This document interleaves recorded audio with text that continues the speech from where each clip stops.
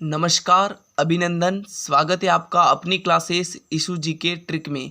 आज हम बात करने वाले हैं राजस्थान जीके के अति महत्वपूर्ण क्वेश्चन जो कि आपकी बीएसटीसी परीक्षा की दृष्टि से बहुत ही महत्वपूर्ण साबित होने वाले हैं। इसलिए वीडियो को अंत तक देखना है और सेशन अच्छा लगे तो सेशन को लाइक कर, चैनल पर पहली बार हो तो चैनल को सब्सक्राइब करना है।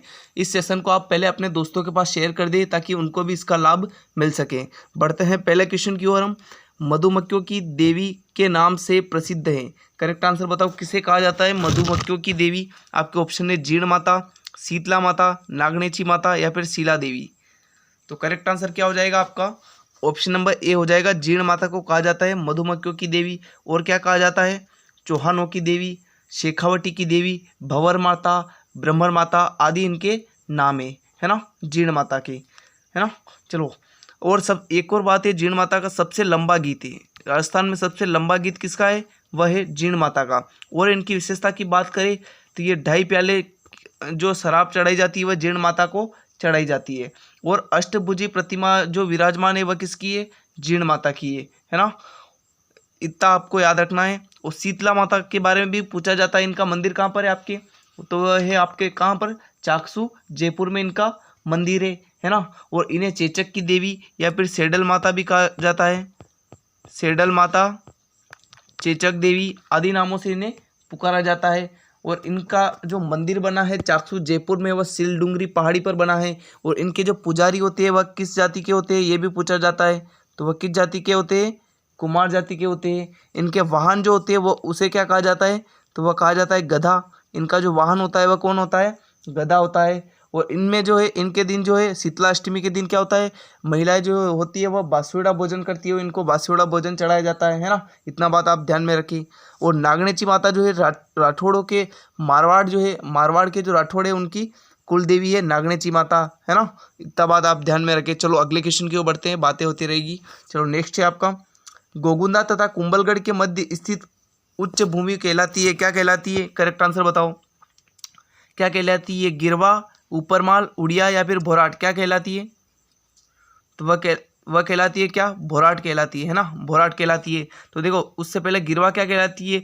ये जो है आपके उदयपुर में जो तस्तिरुन में पहाड़ियाँ है उन्हें कहा जाता है आपके गिरवा। और ऊपरमाल जो है आपके, ये किसे कहा जाता है? तो ये आपके, एक मिनट, है ना, ये आपके चित्तौड़गढ़ के भैंसरोडगढ़ से लेकर बिजोलिया तक, है ना, कहाँ तक? बिजोलिया तक का जो क्षेत्र है वह आपके जाना जाता है ऊपरमाल के नाम से। और उड़िया का एक पठार है, ये कहाँ पर है आपके? ये है सिरोही में। कहाँ पर है? सिरोही में है, जो कि राजस्थान का सबसे ऊंचा पठार कहा जाता है उड़िया के पठार को। और भोराट का पठार आपके गोगुंदा से कुंभलगढ़ के मध्य स्थित है, ये आप ध्यान रखें। चलो नेक्स्ट क्वेश्चन की ओर बढ़ते हैं। अगला क्वेश्चन आपका, कुचामनी ख्याल के प्रवर्तक कौन है? इसका करेक्ट आंसर बताओ। ये भी अति महत्वपूर्ण क्वेश्चन है, पूछा जाता है हर एग्जाम में। तो राइट आंसर क्या हो जाएगा? कुचामनी ख्याल के प्रवर्तक कौन है? तो वो हो जाएगा आपका राइट आंसर क्या हो जाएगा? ऑप्शन नंबर सी हो जाएगा। लच्छीराम जी जो है कुचामनी ख्याल से संबंधित है ना। इनके प्रवर्तक कौन है? लच्छीराम जी है। और इनको प्रसिद्ध किसने किया ये भी पूछा जाता है। तो वह किया उगम राज ने। किसने किया? उगम राज ने इसको प्रसिद्ध किया। और इसका जो रूप है वो कैसा है? ओपेरा जैसा। कैसा है? ओपेरा जैसा इसका रूप है ना, ओपेरा जैसा। और दुलिया राणा एवं नानूराम ये जो है आपके शेखावटी ख्याल से संबंधित है। किस ख्याल से? शेखावटी ख्याल से संबंधित है ना। चलो नेक्स्ट क्वेश्चन की ओर बढ़ते हैं। अगला है आपका, बरखान क्या है? देखो मोस्ट इंपॉर्टेंट क्वेश्चन है, करेक्ट आंसर बताओ। बरखान क्या है? पहाड़ियाँ है, झीलें है, या रेत के टीले या फिर डेल्टा? पहले तो ये बताओ कि बरखान होता क्या है, बरखान क्या है? तो बरखान जो होता है वह क्या होता है कि मरुस्थलीय क्षेत्र में जो भंवरनुमा आकृति में जो वायु चलती है उनसे क्या होता है कि अर्धचंद्राकार जो मतलब टीले बन जाते हैं उन्हें क्या कहते हैं? बरखान कहते हैं, है ना, बरखान कहते हैं। तो वह क्या? रेत के टीले होते हैं। ऑप्शन नंबर सी जो भी बता रहा है उसका बिल्कुल राइट आंसर हो जाएगा। रेत के टीले होते हैं बरखान। चलो नेक्स्ट क्वेश्चन की ओर बढ़ते हैं। अगला है आपका, बनास नदी का उद्गम स्थल है। करेक्ट आंसर बताओ। बनास नदी का उद्गम स्थल कौन सा है?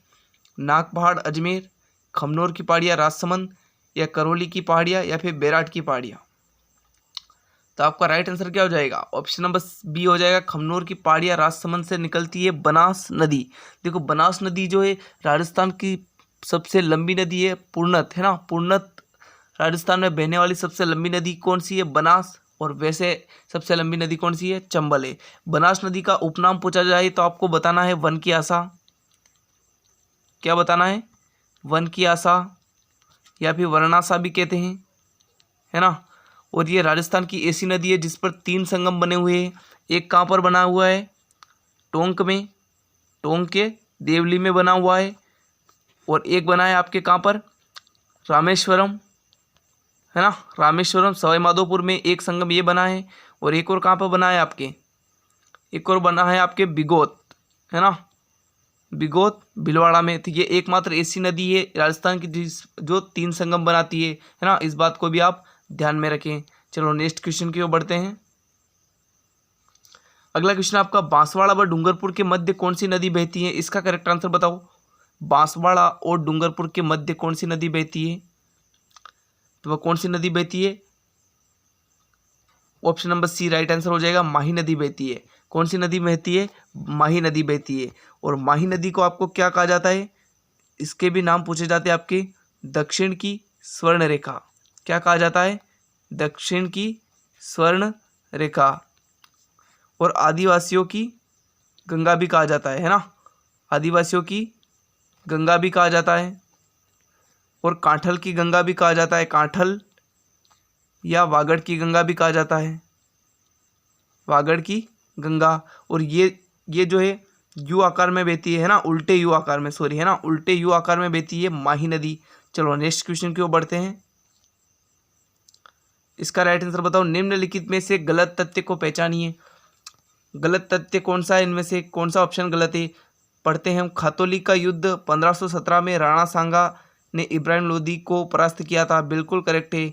नेक्स्ट है आपका, हल्दी घाटी का युद्ध 18 जून 1576 के दिन हुआ था, ये भी करेक्ट है। गिरी सुमेल का युद्ध 1544 ईस्वी में मारवाड़ के राव चंद्रसेन एवं शेरशाह सूरी के मध्य हुआ था, ये बिल्कुल रोंग है ना।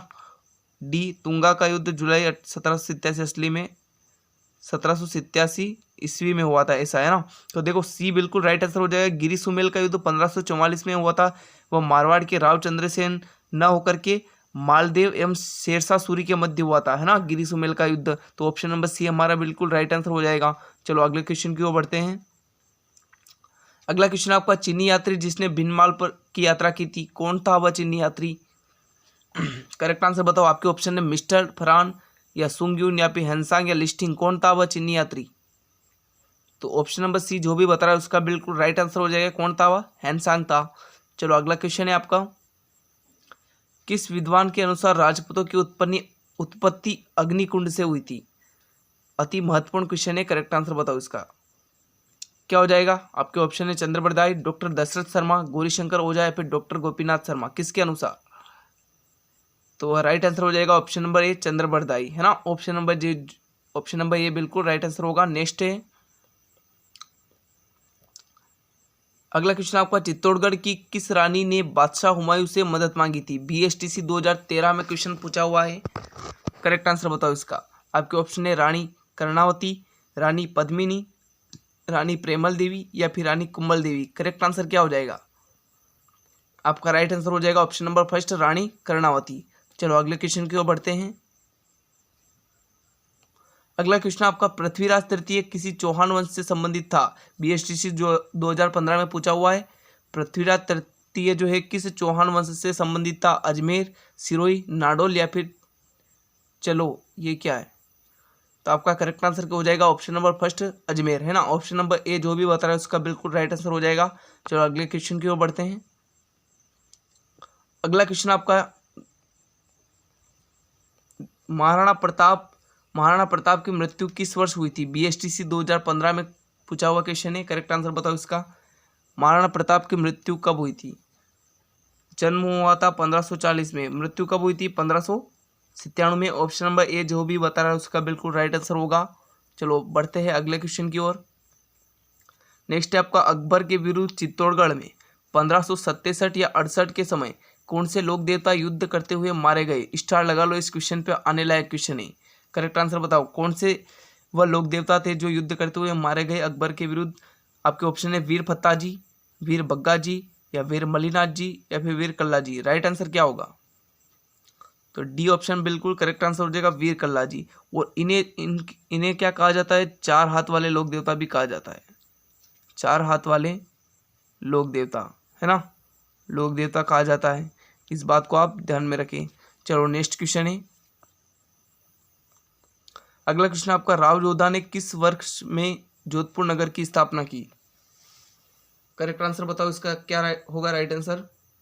जोधपुर नगर की स्थापना कब की राव जोधा ने? 1459 में। ऑप्शन नंबर ए जो भी बता रहा है उसका बिल्कुल राइट आंसर हो जाएगा, है ना। चलो नेक्स्ट क्वेश्चन की ओर बढ़ते हैं। इसका राइट आंसर बताओ। सहेलियों की बाड़ी के निर्माणकर्ता थे, कौन थे? जगत सिंह प्रथम, प्रताप सिंह द्वितीय, संग्राम सिंह तृतीय, या फिर उदय सिंह द्वितीय? तो करेक्ट आंसर क्या हो जाएगा? संग्राम सिंह तृतीय, संग्राम सिंह द्वितीय, है ना, द्वितीय। ऑप्शन नंबर सी बिल्कुल राइट आंसर हो जाएगा, है ना, संग्राम सिंह द्वितीय। चलो अगले क्वेश्चन की ओर बढ़ते हैं। किस अभिलेख में गुर्जर प्रतिहार के लक्ष्मण के वंशज कहा गया है? गुर्जर प्रतिहार को लक्ष्मण के वंशज कहा गया है, किस अभिलेख में कहा गया है? घटियाला अभिलेख, जोधपुर अभिलेख, ग्वालियर अभिलेख, या फिर दौलतपुर अभिलेख? तो करेक्ट आंसर जाएगा ऑप्शन नंबर ए के साथ, घटियाला अभिलेख में बताया गया है ना। चलो अगले क्वेश्चन की ओर बढ़ते हैं। नेक्स्ट है आपका, पुरा स्थल आहड़ से प्राप्त प्राचीन अवशेष संबंधित थे, तो वह किससे है? लोहा युग से, त्राम युग से, पुराशा पाषाण युग से, या फिर कांस्य युग से? तो आपका राइट आंसर हो जाएगा ऑप्शन नंबर बी, है ना, त्राम पाषाण युग से। ऑप्शन नंबर ए बिल्कुल करेक्ट आंसर हो जाएगा, बी, है ना, बी राइट आंसर हो जाएगा, त्राम पाषाण युग से। चलो अगला क्वेश्चन है आपका, अग्निकुंडों के साक्ष्य मिले हैं, कहाँ से मिले हैं? अग्निकुंडों के साक्ष्य कहाँ से मिले हैं? मोहनजोदड़ो, चंदहोदरो, या लोथल, या फिर कालीबंगा? तो अग्निकुंडों के साक्ष्य मिले हैं वह मिले हैं कालीबंगा से। और इसके अलावा यहाँ पर क्या मिले हैं? यहाँ पर कच्ची नालियों, है ना, कच्ची नालियों के निशान भी मिले हैं।